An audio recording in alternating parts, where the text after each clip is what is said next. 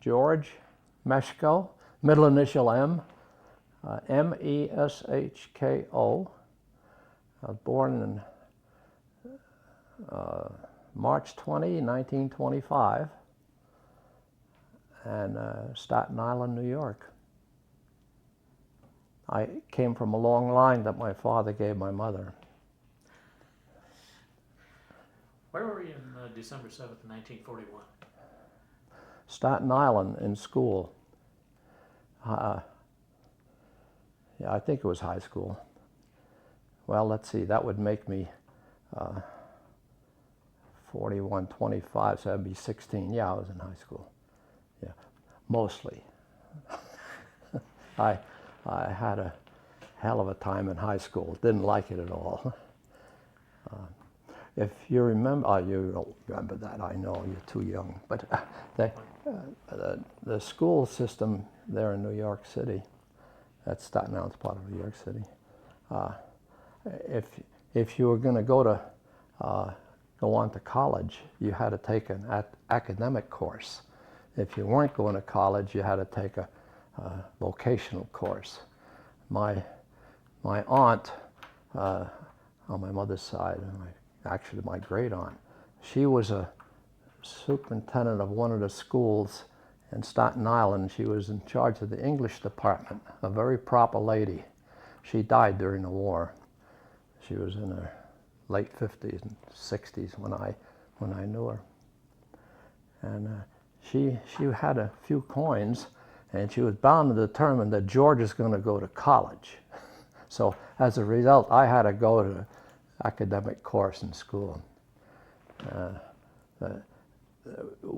What caused the problem, that school was Newdorp High School on Staten Island, and there's a military field there called Miller's Field, which was about in the traffic pattern of the high school. And this is prior to 1941 anyway. And I was paying more attention to the airplanes landing and taking off and going around the field because they put me in a desk that was right by the window that I could see the airport.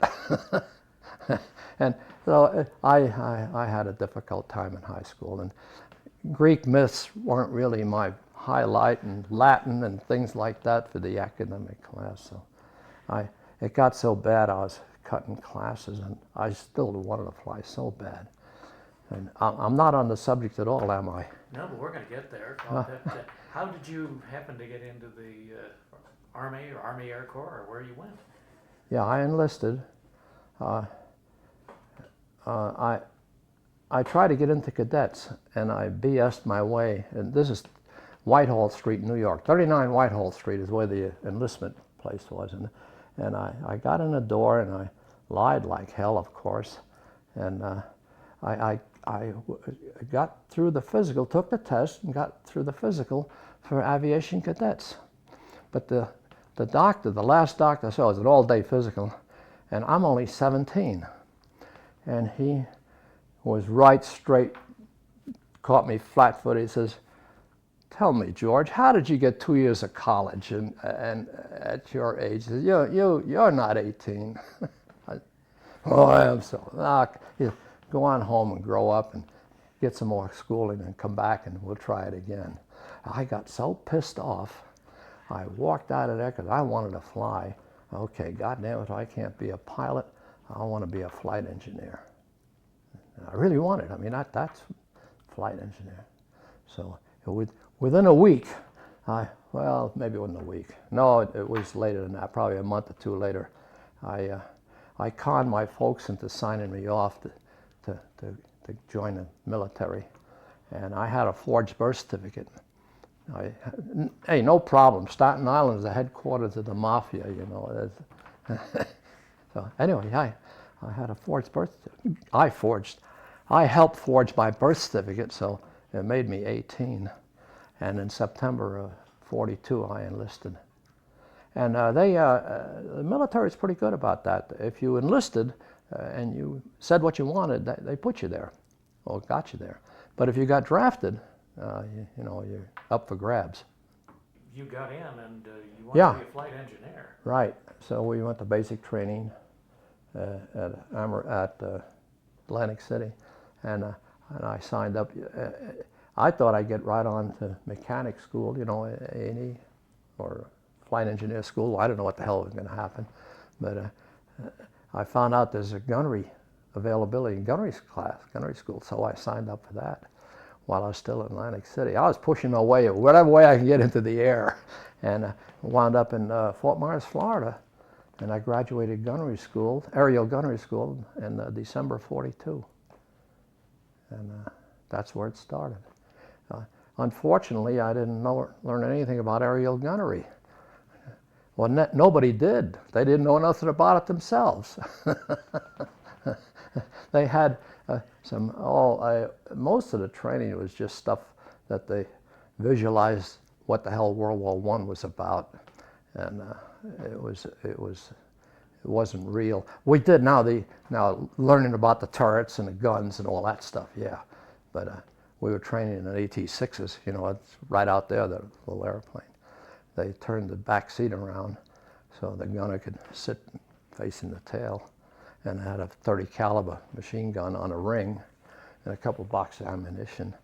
And 4 of us took off, 4 airplanes, and one of the airplanes, a gunner would be sitting in that controlled the flag, the target, the tow target. He'd let that out, and we'd be a couple thousand feet above him, and he'd peel off and go down and go screaming at it and blasting away with a .30 caliber machine gun. It was fun. But it wasn't anything like combat. But they didn't know. So December '42, shit, we're just into the war 1 year, you know. So you really were kind of a trailblazer in finding out what was going on? Well, kind of, yeah. It was a new base. And I think that's a regional airport now. It's a civilian airport there out of Fort Myers. Yeah.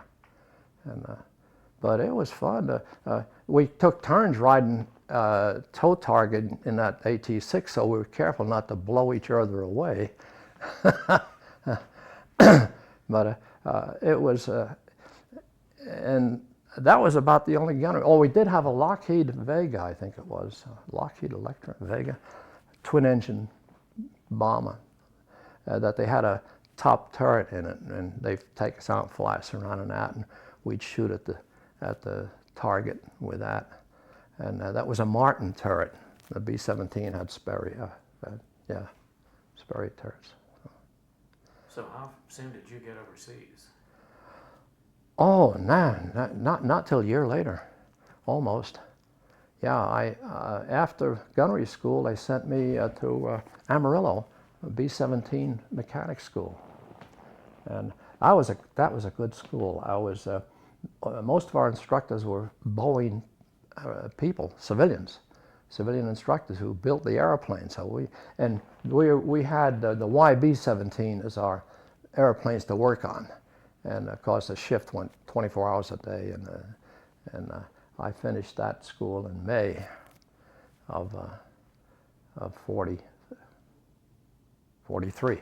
Yeah, that was a good school. It was military discipline, you know, and rah rah rah, you know, and but it just took you right from rib stitching on through welding and everything, as much as they can cram in those 5 months or so. So I was pretty well versed in the B-17, and then from there it was Moses Lake. Do you want to hear all of this? Yep, some of the oh, okay. Yeah, let's hear just a little bit here. And, well, then on to Moses Lake, where we put the crew together, and they came from all various places, and you know, 10-man crew, and so we started with a skeleton crew. The instructor pilot was in the right seat, and our pilot was in the left seat. Our pilot, he's just out of AT-9 twin-engine school, and his first duties was they assigned him to go out and sit in the airplane with the flight engineer and just listen to what he says. He was a second lieutenant, and so that's how he got his training in the B-17. I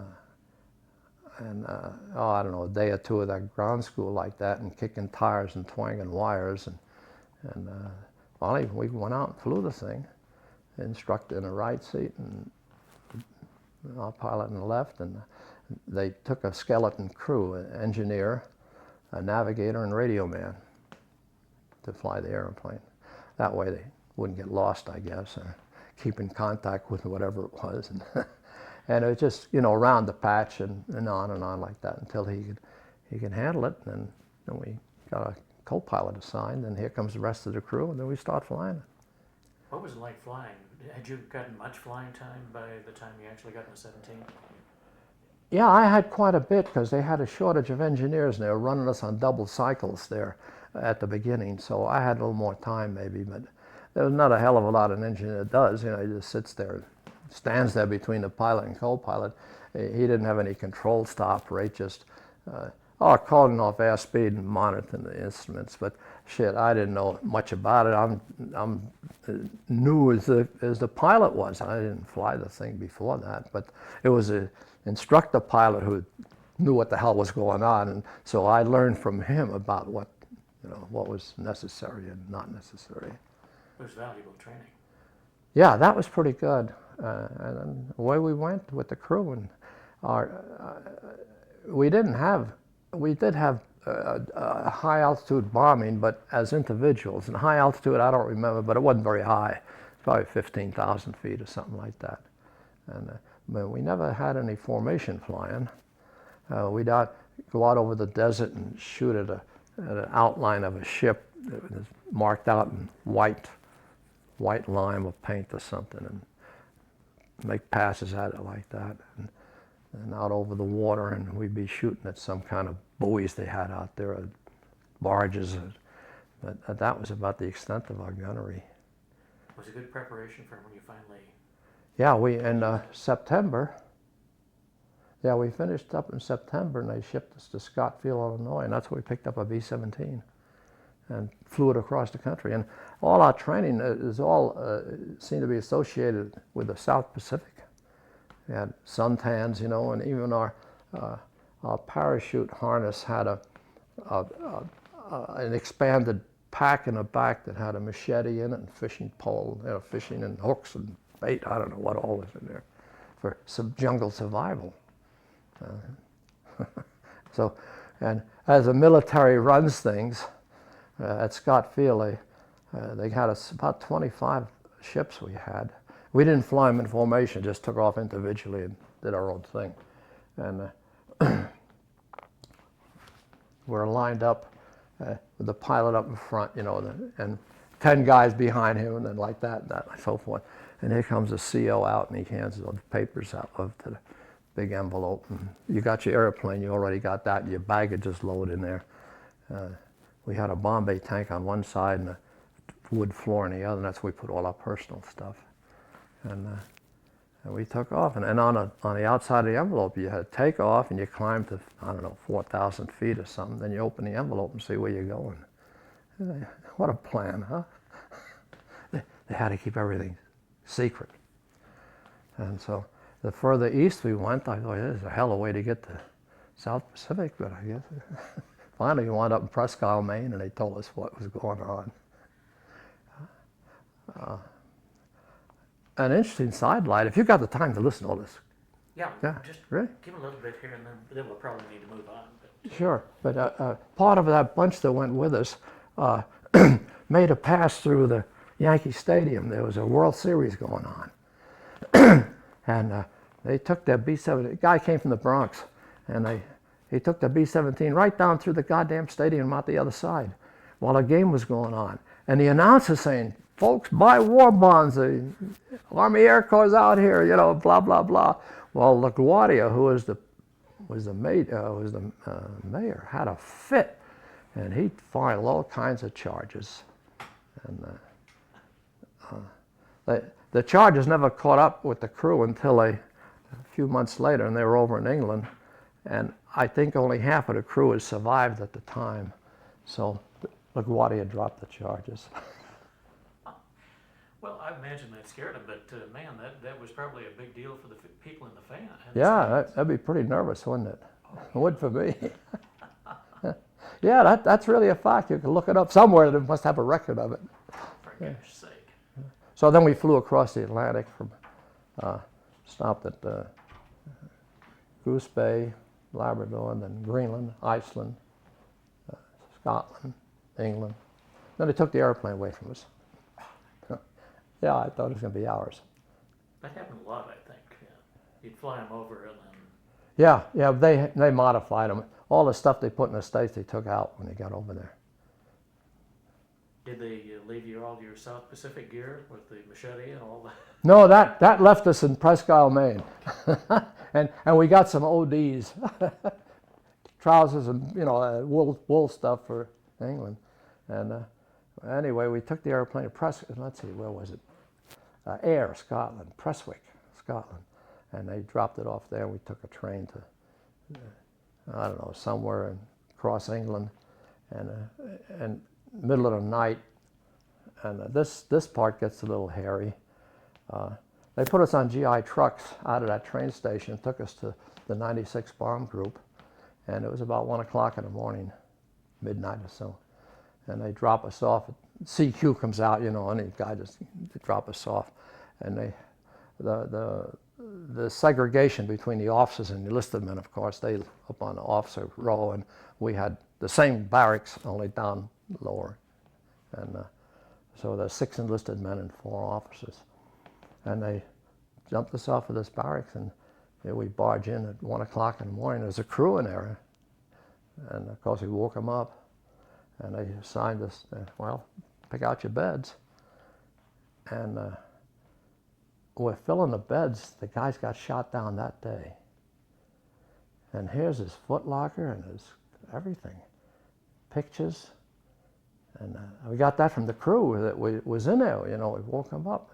And they're pissed off because I shouldn't say that, huh? You can delete it. But being woke up, but that popped our eyelids open. I'll tell you, it was what a way to show up. They put 3 crews to a barracks, to a Nissen hut. It was a little wider than this room, perhaps.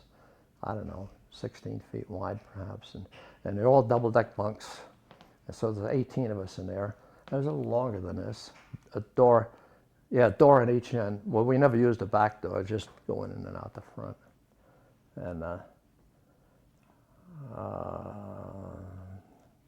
so were you assigned right away? Did you start flying missions right away? No. They give us some ground school, especially for the officers. The navigator, bombardier, and the pilots, and they took them out. And although they did take us, I was a part of the crew at first, but they always had to take a navigator, radio, and engineer with them. But it was more to check out the pilots and get them spun up. I don't know, 1 or 2 missions or something. And nearly all of the missions, practice missions we flew, was formation. And my commanding officer, CO of the group, was a guy named Travis, James A. Travis. You heard of Travis Air Force Base? There's the seeds, yeah. And my wing commander, there's 3 groups that make a wing. A group had about 28 airplanes, 7 airplanes to a squadron, 4 squadrons. So then with the spares, 30. And then as the group enlarged, as more came over, more flight crews, they enlarged the squadrons and made those larger. Then finally we had an A group and a B group, So, and there was 3 groups, I said, made a wing. And my wing commander was Curtis LeMay. At the time, he was a colonel. I think he was a light colonel, but I'm not sure now. Yeah. Isn't that something? Who would have thunk it? That really is something. Yeah. Well, when did you get your crew all back together? And Well, no, our first mission was November 3rd of 43. And we got there. We got there, and about a day or 2 later, Lord Haw-Haw, the German, he welcomes us. Yeah, welcome to the 96 bomb group. We're waiting for you. No kidding. All that secrecy. What a bunch of crap. And we listened to that radio because they played such damn nice music. You know, the Glenn Miller and Tommy Dorsey and all everything that we had military radio. It's all AM, you know, of course. But hell, nobody listened to that if you can listen to the German radio, and they had much better music. That's amazing to me. Okay. Well, you were talking about your first mission. Yeah, it was Wilhelmshaven, Germany. And when you get into the group, you know, you're the junior guy, and you're SN Charlie. You're in coffin corner, as they called it. The bottom squadron in the ass end, and you know, it's kind of like snap the whip. Whenever they make a turn, boy, you're going to go flying way out somewhere and go like hell or overrun something. There's no brakes, you see, on the airplane, and it's difficult to slow the damn thing down when you got some momentum, and you're busy. Anyhow, the co-pilot was our coordinator. Pilot was busy flying. A co-pilot was carried on the discipline of the airplane. And the intercom, of course, everybody is on the intercom, so you got to talk one at a time like a telephone. You all can't talk at once, so you're going to garble it. So Jay Buttermore was his name.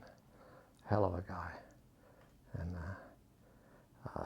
so he'd conduct the oxygen checks and run the business of the ship for all 10 of us, well, the other 9 guys. And you know, you see a John Wayne movie and you get starting over into Europe like that. Hell, that's pretty exciting, you know. Wow, what a deal this is. And we had a little bit of flack going in. I don't remember much about that, but I do remember one incident there, and it remained with me for a lifetime. And we start our IP, initial point where you turn in to start your bomb run, and they're shooting us up, and flak is coming up, and I don't have any experience with this. You know, none of us do. We're tucked in just like they say you got to be, and and I got pretty excited. I said, "Jesus Christ, Lieutenant, they're shooting at us!" And Jay Buttermore in a calm voice says, "That's okay, George, they're allowed to." Well, you know, it's things like that under the heat of stress that stick with you. And I've forgotten a lot of the miseries, but I do remember some of the fun stuff. I was only 18. I was the youngest guy in the crew. And we had the dubious honor of having the oldest guy in the crew also, a navigator named Smith, Albert G. Smith. And he forged his birth certificate. He was a professor at Pittsburgh University, a mathematics professor. And he just couldn't stand it. He had to get into the scramble somehow, and he put in for navigation school, and he got it, of course. But that guy could figure out more stuff in his head. "Where are we, Smitty?" And he'd give a running account of, not a running account, but when things got tough, he'd be there saying, "Okay, if it goes here, you go south or go north," or you know. But he was a typical professor. I mean, you know, he didn't smoke, but if he would, he'd have a pipe in his hand. You know, just a very reserved man. To us, he didn't participate in most of our horseplay. It pissed him off, in fact. Yeah, just about 2 months ago, I went and got a GPS for my car. Have you ever worked one of those GPSs that are strictly for automobiles? It has a woman's voice, and she'll tell you just where to turn and how to do it and everything else. I call it Smitty.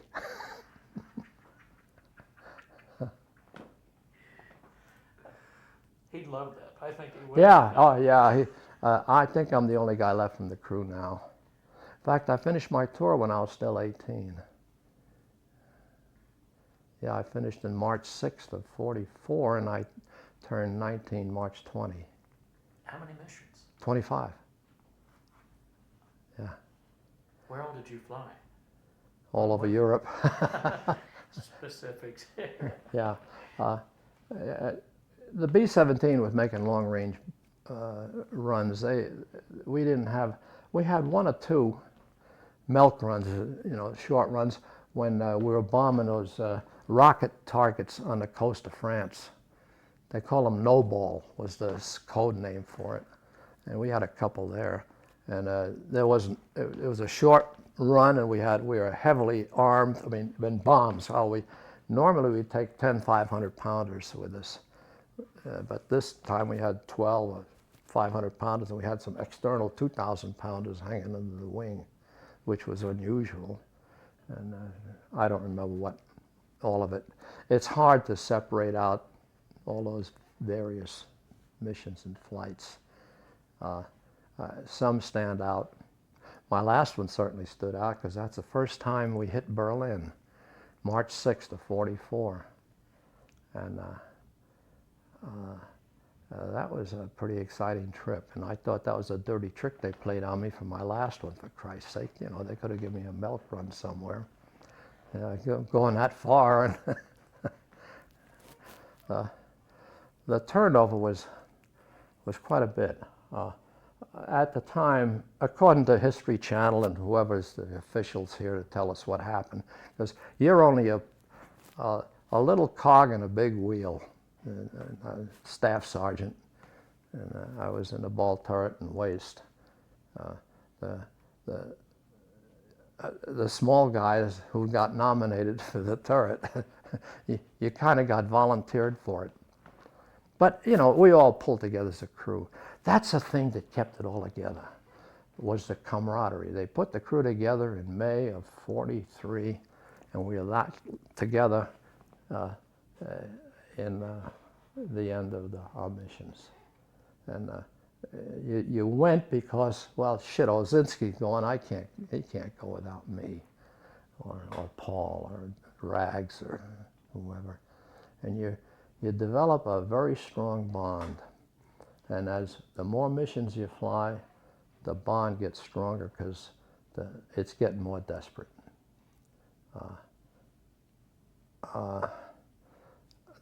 At the time, I think the B-17 had a lifespan of 6 missions. Now, they get all kinds of numbers bouncing around.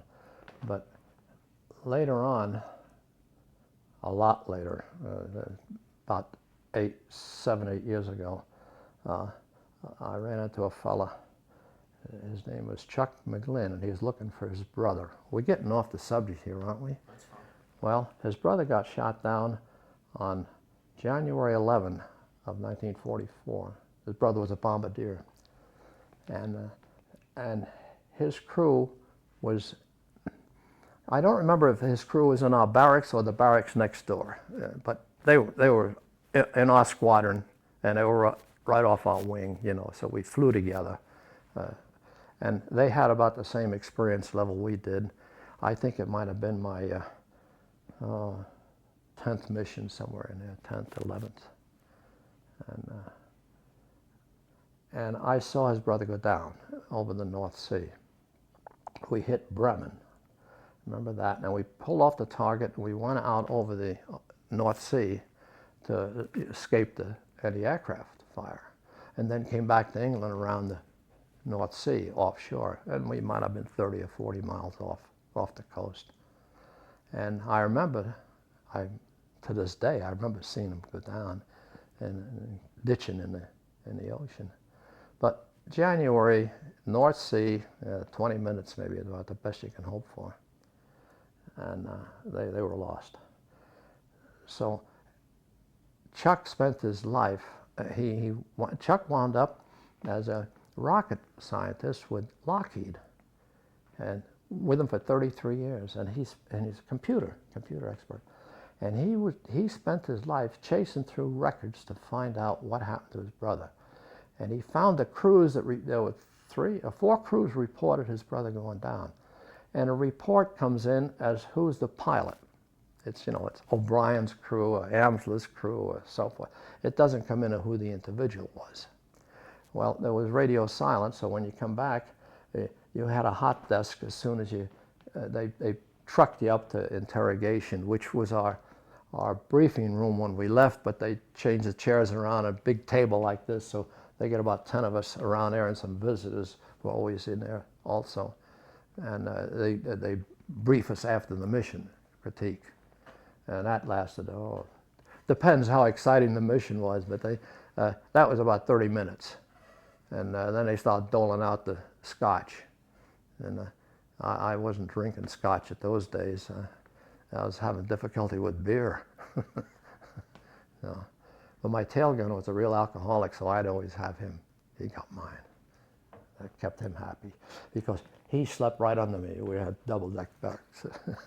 Billy Adams. So anyway, go back to Chuck. He found the 4 crews that went down, and this all happened about 5 years ago. We had a reunion in Tulsa, Oklahoma, 96 Bomb Group. That's my outfit. And there were about 100 of us there. Well, that would make it about 40 vets, and then the wives and kids and grandkids and so forth. And he came to our meeting and pleaded, he says, does anybody remember seeing my brother go down? And he's late 70s now, you know. He was a teenager. He was probably about 15 or 16, and he had a hell of a bond with his brother. Well, yeah, you know, we don't remember that stuff. I spent 50 years trying to forget it, and you just can't pull it up. And after the meeting, we went out to it was at the Holiday Inn, a place like that, and we wind up out there at the bar, and it's out at noontime, 1 o'clock, and we're sitting around a table about like this, about 8 or 10 of us.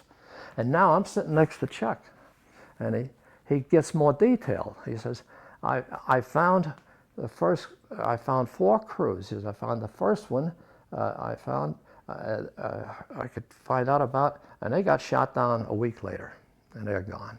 And the second one, I found he lived in Florida, and I chased him down, and finally I found out he died 2 years before.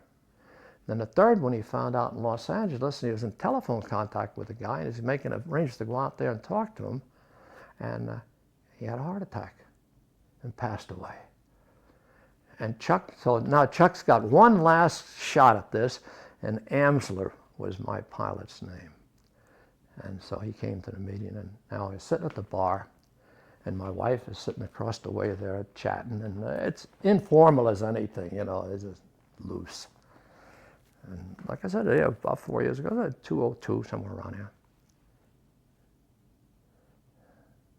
Well, maybe a little longer than that, because it was before the Twin Towers, so, but it's right about that time. And he says, I can't find Amsler's crew. I said, who? He says, Amsler's crew. I said, well, I was on Amsler's crew. And there it goes.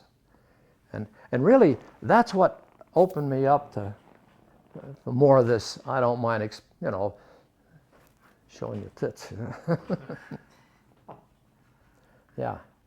And so I said, well, I kept the diary, Chuck, and I have it at home. And I'm sure I was there when the missions were flying, but I said, I can't pick out that particular one. I just can't sort it out. Actually, later on when Chuck was going through my diary and my notes that I sent him, because I said, your brother went through the same damn thing I did. And what I did, I kept 2 diaries. One was just a day-to-day diary, you know, I got the crabs, I got drunk, blah, blah, blah. But the other one was my mission report. And I felt that was so important to make a document of it. And as soon as they cut me loose out of interrogation, I try to write up exactly what I saw and some of the numbers I could pick up. And then I'd pick up some of the losses out of the Stars and Stripes publication the next day. And I would fill up about a sheet of paper, handwritten. Now, 18-year-old who dropped out of high school, I'm not a literary giant, you see. But I did write it just as I saw it. And I said, I'll check my diary, both of them, the combat mission diary and my personal one, and see. Well, I got back home, and yeah, there it was. And I don't remember even, and I didn't write it down in my combat mission diary, those sheets of paper. I just gave the target and everything and blah, blah, blah, and I saw this airplane go down the sea, but I didn't identify any of it. But in my personal diary, I did write down, I saw a Ford's crew go down and I reported it. And so when he checked the mission diary, it didn't say nothing. I said, well, let me say, he said, you know, that's awful cold, George. I wish I had a little more meat to put in this. I said, well, I kept a personal diary. I'll send that to you. He said, oh, no, you don't want to lose that. I said, oh, bullshit. You know, there's a way we can do it hand to hand with the post office. Yeah, $5 and he got it. Well, he found it in my diary that I saw his brother go down. Now, isn't that odd? I mean, it's wild. All those years. Yeah. Well, he wrote it up. He said, boy, this is a hell of a story. And he's quite a wordsmith. And he said, we ought to publish this and put it on our newsletter. George, this is really something. He says, I can put it together and make it sound a little better, you know. Otherwise, your eyes are going to glaze over the first paragraph. And he did. And that's when I found out the losses that we had, because he in his tracings, he came up with a publication of following all the losses, just the 96 bomb group, what happened to all the crews. And he was able to do that because looking for his brother, he turned over so much stuff. He got a publication about that big, and he covers damn near every crew and what happened to him and the crew members through his expertise with that computer. He sent me some copies of how he did it, and it's a piece of paper like a mimeograph sheet that's so blurred you can't hardly read it, and stuff that's been reproduced out of microfilm or whatever they used. And he'd run it through one time, second time, third time, and the fourth time, here it is. And there's my name. How he got there, how he did it. That's some history then. Yeah. I had to tell you that story. Oh, that is absolutely fabulous. Yeah. So I'm lost now. So we've pretty much got it. What happened after the war then? Did you... Well, I got drunk. Up till yesterday? No, actually, I got sober. Oh, I'm teasing you. Yeah, I finished my tour. Oh, I go back to Chuck. When he went through my diary, he says, George, you know, you went out 60 times to get 25 missions. That was a recall or abort or callback or scrubbed or whatever you want to call it. With that. Now, sometimes we never got off the ground. We just got to the airplane and sitting around and waiting because of whatever reason, then they recall it. And he said, you went out 60 times to get 25 missions. They were flying our ass off. I know, you're just exhausted. Were you flying nearly every day, weather permitting? Yeah, just about, even when weather wasn't permitting. The problem, we could get off, all right, you know, the bombers, I think a quarter or half a mile visibility. As long as you can see far enough down the runway to could stay on the runway, we'd go. But the problem is getting the fighters out, and then what kind of weather we're going to have when we get back. That was the big thing, coming back in. Getting out wasn't too difficult. In fact, our takeoff procedure, you lined up with the runway behind a guy ahead of you, and 30 seconds later you went. So, and he's not off the runway yet. He's out there somewhere, and if you only got a quarter of a mile visibility, and the runway's a mile long, you know, so occasionally you'd be climbing out over smoke. Did you have tricky landings coming back either with the weather or with plane damage? Weather was our biggest enemy. Getting home, getting in, yeah, that was there was no radar control. It was a case of see and be seen. Example on a takeoff, the guy ahead of you took off and he disappeared into the clouds, of course, then you went. And now the procedure was he'd hold that heading, that runway heading, to a particular altitude, let's say 1,000 feet, all right? And when he got to 1,000 feet, he'd start a one needle with turn. That's an instrument on a instrument flying. And it's an old one they don't use anymore. Needle and ball, you've heard of that. Well, you make one needle with turn. That's a relatively gentle turn, about a 15-degree bank or so.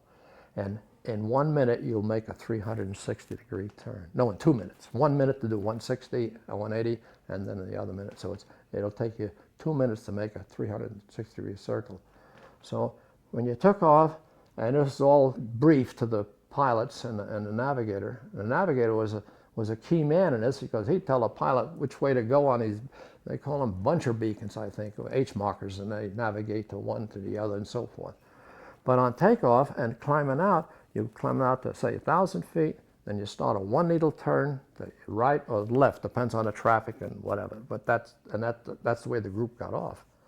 And you just hold that. We knew what the tops of the clouds were because they send out a weather ship ahead of time, so they knew where the tops were.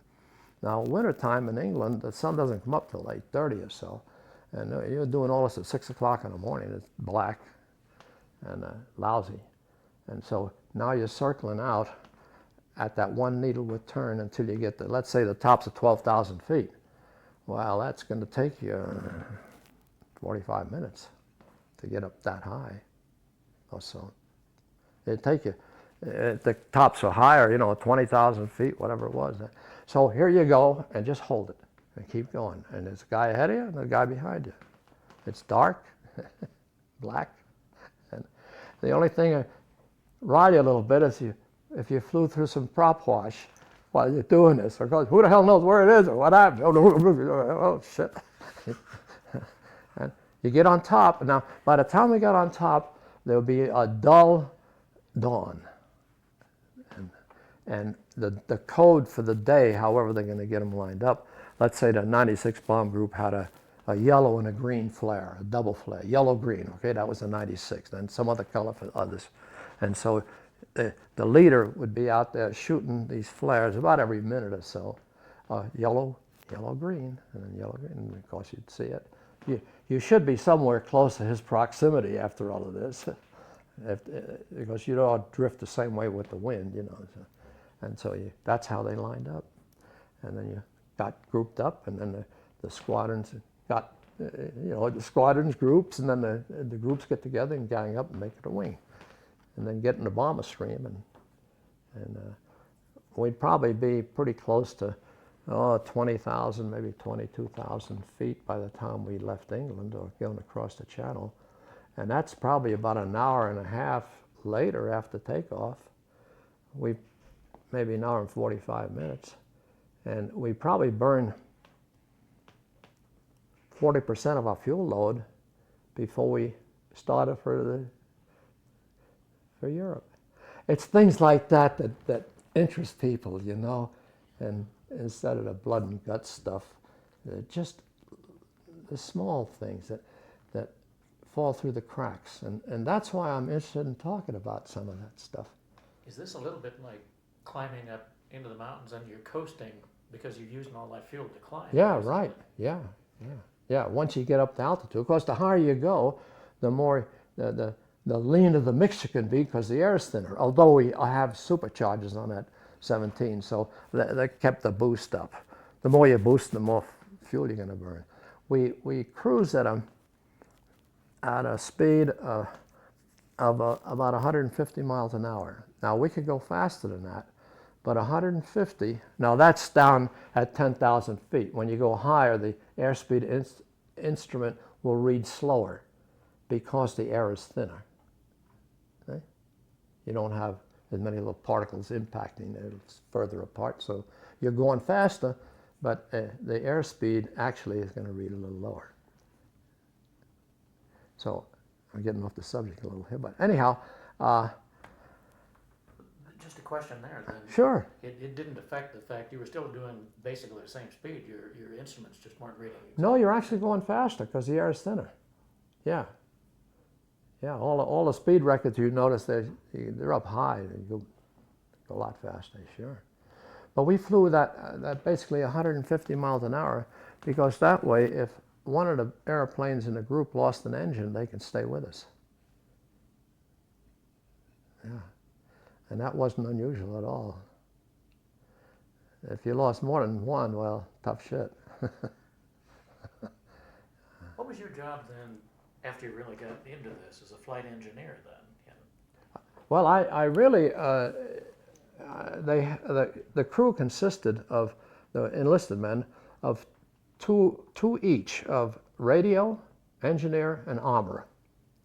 And the armor, of course, was the armament, the guns and bombs, and radio is just that, communication, and engineers. And there wasn't a hell of a lot the engineer did, other than he would be the advisor of the mechanical difficulties, fuses popping, or what the hell ever was going on with the mechanics of the airplane. But we're going to run into military intelligence here again. I was the first engineer to start off with because I came out of Boeing's B-17 school down in Amarillo. And I was a little guy. And the guy who, the second engineer, he graduated from Douglas A-20 school somewhere, I don't know. He winds up with us there. Because he's an engineer, you know, it didn't make any difference what kind of airplane, he just had the MOS number and that. So Cookie, I'm first engineer and Cookie's in the back. And so I wind up in the ball turret and Cookie winds up in the top turret right behind the cockpit. Which is all right because there's not a hell of a lot the engineer does. Oh, checks on the weight and balance and things in the mechanical portion of the airplane. Yeah. Were a lot of things that you could repair in the air? Or No, not much. No, and it wasn't like the duty of the radio. We had first radio and second radio, and second radio was in a waist with me and a ball, and that's who we shared with. Eddie Shaver and I'd share the ball. That ball was kind of a tight spot, so after about 3 or 4 hours, we'd swap out if we had the chance to. But it's rather complicated to get out of the turret, you know, not complicated, but you got to go through a procedure of unplugging all the stuff that you plugged into, you know, a heated suit and electrical, and then a radio for you, and then your oxygen mask, and then get out, and then you go, then plugging everything back in wherever you wind up in the other station, and so forth for the guy getting back in the ball. What about the guy in the ball turret? If the plane was hit, was it difficult for him to get out? Did he? No, if the turret had its own system, it depended on the airplane for the electrical power. 24 volts ran electric motors that drove hydraulic pumps, and it was the hydraulic power that powered the turret, and that way you make it. It could go fast or slow, smooth. It's kind of like a joystick they have, you know. Move them back and forth like that would raise and lower the guns, and this, you know, leaning the handle back and forth would rotate it. And you do both at once, you know. It's kind of like running a backhoe or something. What was combat like in a ball turret? Oh boy, what a loaded question. Just like it was in any place in that airplane. I don't think anything was more or less different. Tail gunner, waist, radio, bombardier, hell, they weren't shooting at the ball turret especially, I don't think. Did you feel more vulnerable being kind of down underneath like that? No, I had a good view of everything. Sure, yeah, you could see a lot of stuff you couldn't see if you were up in the airplane. But if you saw a lot of sky around, then you got a problem. Did you ever worry about how you might get out of there if the plane started going down? No, it's pretty well briefed of what we're going to do, how to get out. We didn't need the power to do it. There was emergency cranks there that you could crank the turret on its elevation. So when the guns were pointing straight down, the hatch was up inside the airplane. There's a couple levers, pop them, and hatch goes back and take off the belt that's right behind you. That was a safety belt, big wide thing. Did you look at the B-17 out here? See the ball? Yeah. And so, and then out you come. You couldn't take your parachute pack with you down there. It had to be up above. It wouldn't fit. You couldn't take anything in there, you know, just you.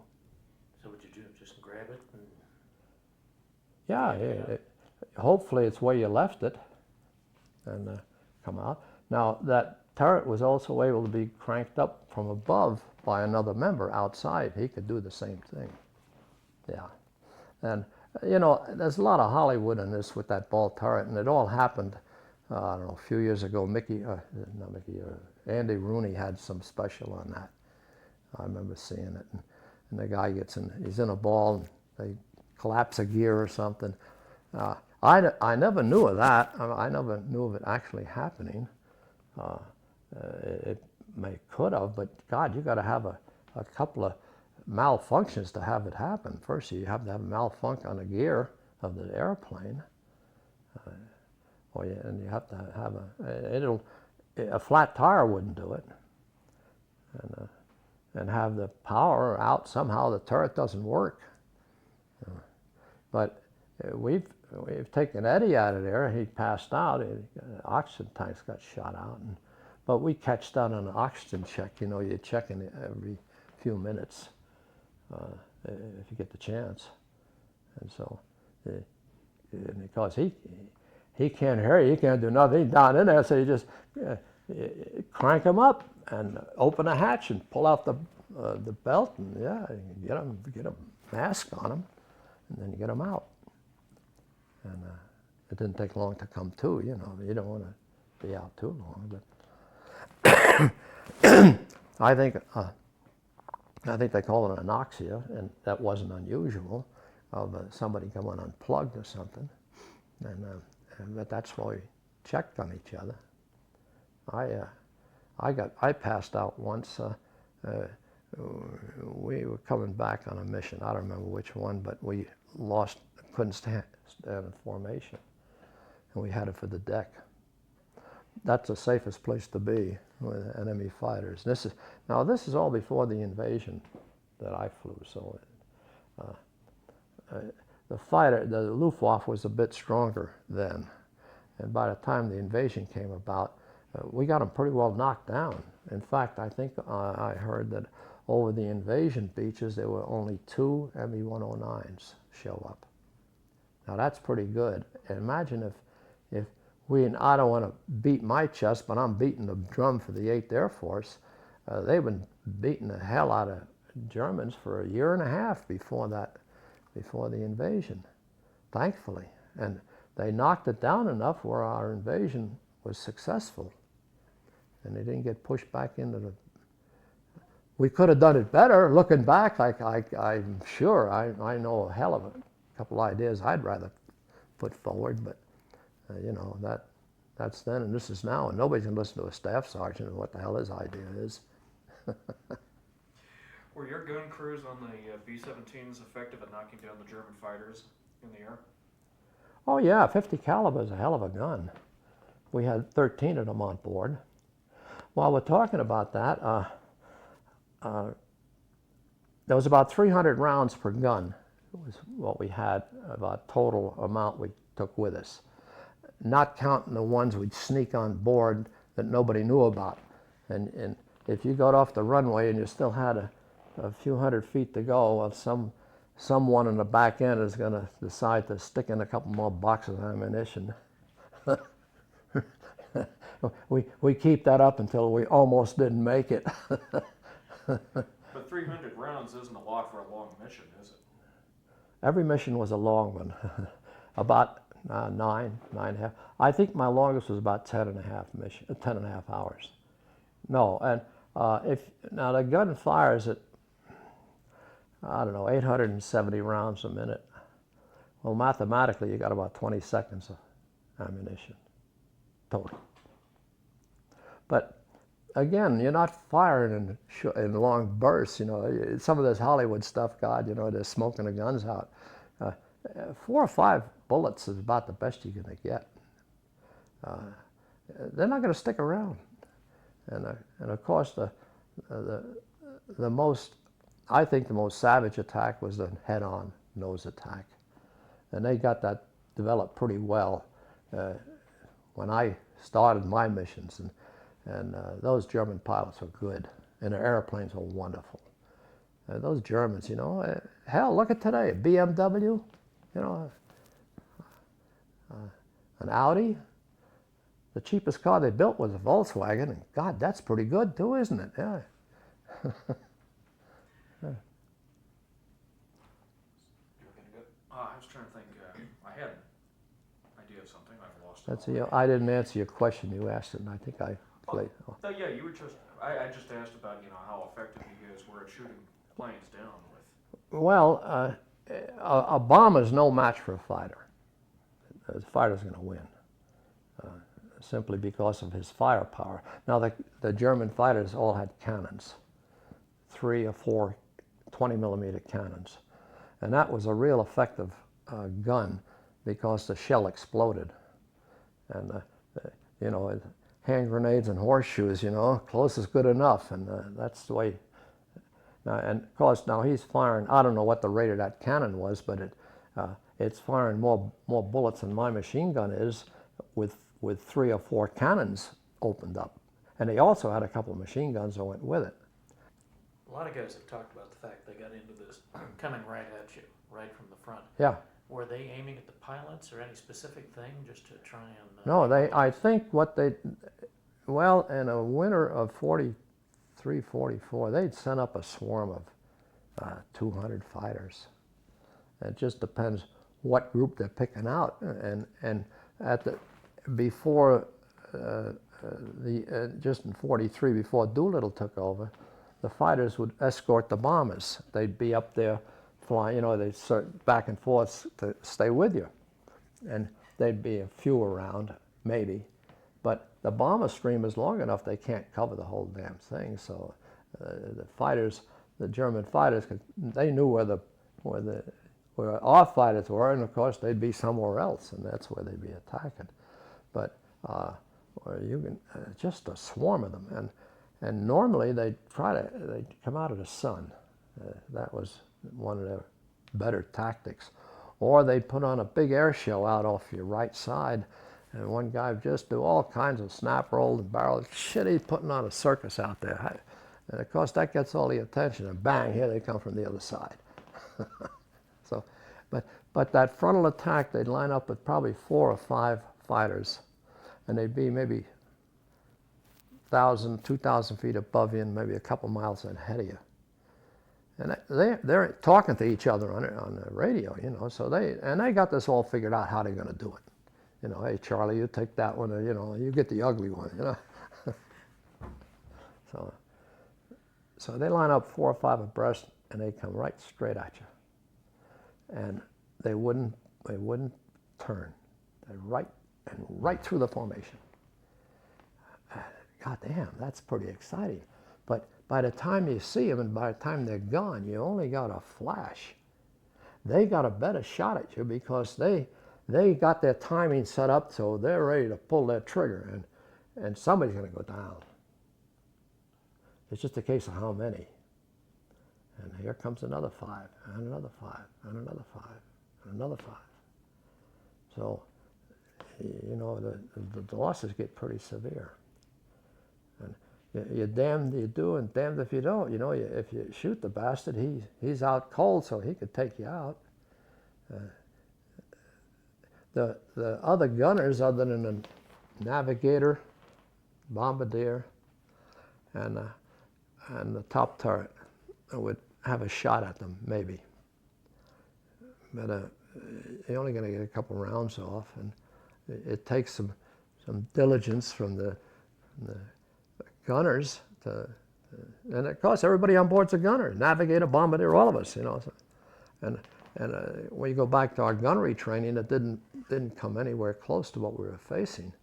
But we learned on the job, and of course, as soon as we got there, we're bugging fellow gunners. How, what the hell you do here, and how's this, and blah blah blah. And they give us tips. First thing it did, it dump out the oil on that machine gun. Has a buffer plate on the back end. It had some specific oil that you needed. Hell, you can't use that because you get up to 25, 28,000 feet. It's 40, 50 below zero. It congeals. And the goddamn machine gun goes boom, boom, boom, So we poured kerosene in the thing. And now it worked pretty good. And the gun was dry. You didn't oil it because the oil would attract the moisture. And the moisture would freeze and you'd have ice. So a dry gun, you're only going to shoot 4 or 5 bullets out of it. So what the hell? You're not going to burn it up. This guy Al Zimmerman was in my bomb group, and I don't remember his position. He was an enlisted man, and after the war he went into Hollywood and was producing movies or some stuff with. I don't know what he did, but he turned his talents to the 8th Air Force Historical Society and manufactured 2 tapes. One is Start Engines 50 Years Later, and it's a story about the 8th Air Force. And it's a professionally made and announced picture, and I think it's pretty good. And it might sound a little flowery in some places perhaps, but it was pretty close. And the other is Behind the Wire. Now that's a moving one. And that's, again, about the POWs. I mean, he starts off, you fly on a mission and you're getting shot down, and it goes from there. And he interviews, and gosh, there were, 47,000 POWs. The 8th Air Force had the highest loss of any unit in the U.S. Marines, Army, paratroopers, you name it. We had the highest casualties. I think somewhere about just under 30,000 were killed.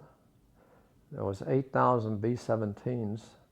Now, they were lost, then not necessarily shot down, but they, run out of fuel or whatever. But there were 8,000 B-17s lost.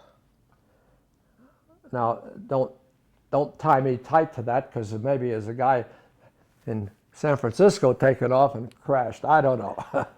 But of the 12,800 they built, 8,000 were lost during the war. Of course, the 8th Air Force had the majority of them. And I think that was pretty much a score. That's an amazing amount. You think about a crew of 10. Yeah, and you think of Iwo Jima and Normandy and places like that. And the 8th Air Force had the highest losses. I was talking about Chuck McGlynn earlier, and through his search for his brother, he put together a whole folder, a whole book on a 96 bomb group, and he labeled the class of. So those that started in November were the class of November 43, or May of 40, or whatever. He took that group that came in to the 96th, those replacements as they came along, and followed them. And at the end of their time, 25, those that completed and those that didn't. And I was in a class of November of 43, and we had a 70% loss. I read an obituary here. Morgan, the pilot of Memphis Belle. Was it Robert Morgan? He just passed away here about 6 months ago. And I read his obituary. It was in the paper. I thought, boy, it shook me. And they asked him about the losses. He said, He said, we had an 80% loss. He says, that's like having breakfast with 10 guys and supper with 2. You know, that isn't that, and you figure, hey, I'm one of those 2. And of course, all this comes out later. I knew we had a lot of bad luck. Oh God, yeah, we had replacements, and the barracks got empty, and the mess halls did, and that was a terrifying part. And the replacements coming in, and you just didn't want to make friends with them. After you were there a while, you know, and they're asking you, begging you, and sure, you're going to tell them, but you just hated to get close to them. They weren't your drinking buddies. You more or less stuck with your crew because you're gonna break your heart. Yeah, and you know, the whole barracks is cleaned out. Christ, there's just your crew left, and here comes the whole new bunch. Just as we came in, you know, same way. And of course, the survivors in the barracks were the first to go through all their personal effects and take whatever they wanted, because here comes the quartermaster, and they're going to just pack up everything. So we were careful to get their personal stuff out that wouldn't cause any kind of embarrassment. And beside, if they had a better sleeping bag, you know, a leather blouse and a neater A2 jacket, sure. You take theirs and throw yours in the pile, because it's going to go who knows where. Yeah. And I got a nice sleeping bag. I don't know, it wasn't only there a month or 2, and this guy got shot down, and I don't know how he got that bag, but boy, it was a nice one, and I grabbed that right off. It's sort of, it sounds terrible, but you know, it's better him than me, and you couldn't dwell on it. Yeah. We've heard other guys talk about this too. Yeah, yeah, it's hard to put it out of your head, and I was getting dreams that just as bad as combat. Wake up screaming. Billy Adams, my tail gun, says, I'm going to take a goddamn 50 caliber to bed and then shoot that son of a bitch if he comes in tonight. Did that last after the war? Oh yeah. Yeah, it was real difficult for me to get used to civilian life. After I finished my tour in England, they kept me over as a gunnery instructor. I wanted to go home. The rest of the crew did. I didn't. My co-pilot got shot down. He didn't finish the last mission with us. They gave him the option if he would take a new crew out with their pilot as co-pilot, that would boost his MOS, military service order, or whatever they call it. So instead of just being a second lieutenant, he can really move up the ranks, especially if he stayed in, you know. That gives him a title of a combat, you know, combat airplane commander, B-17. Boy, that's a pretty big badge. And he did it. And then that was March 8th, 2 days later, and they went to Berlin, and he got shot down over Berlin. I think he lost 1 crew member. I was already finished, but we get the hearsay from the crews coming back. You don't really know what happens. I felt so sorry for the guys that sweated it out, because they don't know. All they get is whatever somebody could see and explain to them. But Jay wound up in POW, and that was March of '44, so he was a prisoner for over a year, till what was that, May 15th of '45, when they... What's your reaction when you see a plane like this out here today that's still flying? Oh, it's pretty good now. At first, when we get to these reunions, they try to have a B-17 show up. Used to, back when we had more members.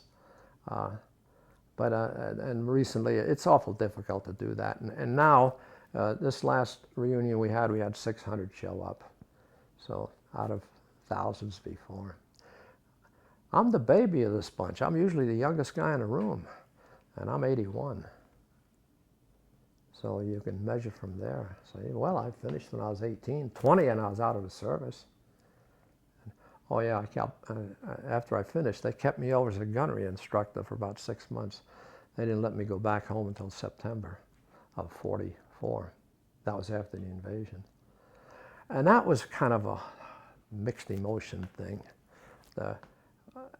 The idea, you know, you got a, what would you call it, a father confessor, guy's been through it, and that kind of pat him on the head, you know, and help him out. And they shipped me down to the 94th Bomb Group, which was, I don't know, 20 miles away. I was in the 96th. 94th was part of our division. That had an A on the tail, a square A behind it. Mine was a C with a square white behind the C. And they didn't really assign you a crew, but you went out morning when they went on a mission, and you go out to the airplane, help them load up, you know, and talk to them, and be a help, help console them a little bit, especially the first one, you know. And after that, you know, they got it tasted, so they go. And that was difficult for me, you know. And now I'm sweating them out. Yeah, and it just broke your heart when they didn't come back. And that was a different connection for me that I didn't particularly like it, but then of course I didn't want to turn my back on them. So, and it was, and tell them tricks, whatever I knew, you know, this, that, whatever. There's a lot of tricks, a lot of survival stuff that not really known. I could think of one offhand. You know, you see movies where these guys are firing a machine gun and the tracers are going all through the airplane, knocking down a fighter or something. Well, we didn't use tracers. At least my crew and my squadron didn't. I don't think the rest of the group did either. Because if you consider the what would you call it, the geometry of a bullet, armor-piercing bullet is hard steel, you know, hard like a file, really hard. And when you fire it, its weight stays constant and it goes, and the next armor-piercing bullet goes right in the same track behind it. But a tracer is full of what do they use, burning that sulfur or something to make it burn? So when the heat of the firing ignites that sulfur that's inside the shell of that copper shell of the bullet. So now the bullet burns as it goes. Well, its weight's changing. And of course the flight of the bullet itself is not going to be where the armor-piercing were. It's going its own way. I don't know where the hell it goes. I know where it goes, can you see it, but I don't know where the armor-piercing's going. So the traces are going to give you a false indication. You could put the traces in the guy, but hell, your armor-piercing going somewhere else. So we'd load them up with an incendiary. Now, an incendiary doesn't leave a track behind it, but when it hits, it flashes. I mean, it's a nice big bright flash. You can see it. You don't see the bullet fly. You can almost see the bullets go when you fire them, but you can't really track them to go to the target. I mean, you can watch the bullet fly, but it's only momentarily and it's gone, you know. But with the incendiary, if you see a flash, you're there. Keep it up if you can. and so there. So just loading the ammunition and having the guns dry, and take out that oil and put in kerosene. And well, anyhow, I heated. I got to tell you another one. You sure you're ready for all this? Go ahead. Yeah. Heated suits. Now, when I got there, most of our issue on a helmet and headsets, and some gloves, not the ones we wore on a mission, but they had some leather gloves. Well, RAF issue, and my parachute harness was RAF. And let's see, I lost my train of thought here for just a minute. Talk about the heated suits. Oh yeah. You dressed up in the wool. First you put on long johns, then you put on the wool OD trousers and shirt. And then came the heated suit. Or if you wanted a sweater first, then a heated suit. But I just that was enough, the long johns and a wool shirt. And the heated suit was light blue, a baby blue color, pretty thing. And it had, just like long winter underwear, had a zipper in front and had a flap in the back, and it had little armlets on it, to keep the wind out, like a sweater or a jacket. And it had a socket there where you plugged your glove in. It looked just like a 115 volt two-prong socket. It'd go either way, like the old-fashioned sockets.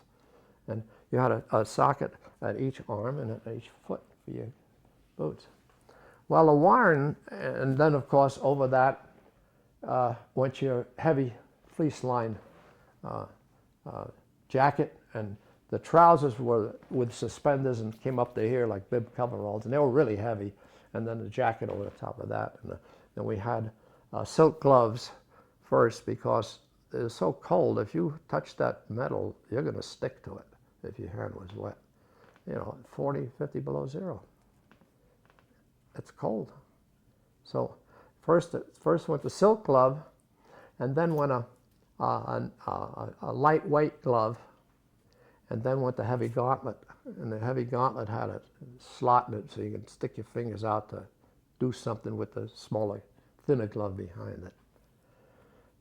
Well, if you lost a glove or a boot electrically, think of it like Christmas tree lights, Well, if you lost one light, the whole goddamn string is out, right? Well, that's the same way with these. If you lost a glove or a boot, everything went dead. Both gloves, both boots.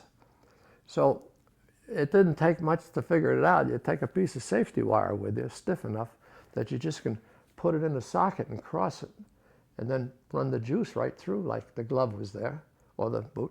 But the trouble is, you had to do this one at a time until you found out which one gave the heat to the others. And you maybe didn't have the time, but and then of course you had that one item which failed, it would be cold. Frostbite was a terrible thing. Everybody got it, just what degree. I got frostbitten on both cheeks continually, and the English helmet I had, RAF leather helmet, it's a good helmet and good, better than ours. Had kind of a large, spongy leather covered that just covered your whole head in here, which would take the background noise out. Ours were cheap shit. They must have made them in Japan or something.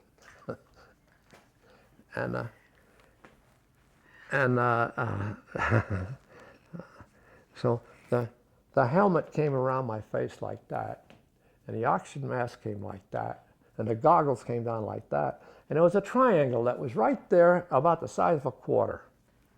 And I tried like hell to do something with it, but I never was successful at it. And invariably I get bitten right there.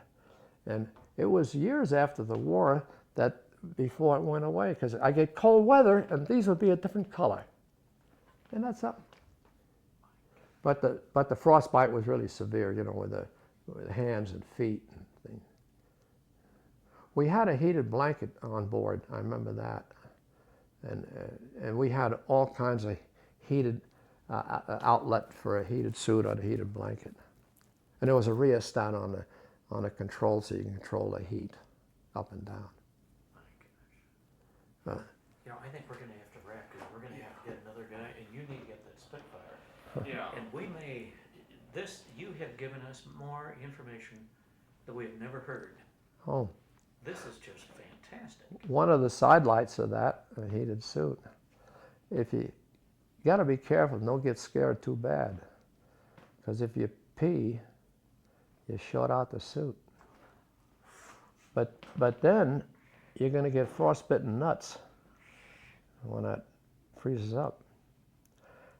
Well, in the process of shorting out the suit, you're probably going to get burned nuts first. Then you're going to get them frostbitten. I guess that would be roasted nuts. Right? I guess that would be roasted nuts. Yeah, roasted nuts. I don't want to set the world on fire. I don't want to keep my nuts warm. Isn't that it? Oh, this is fun.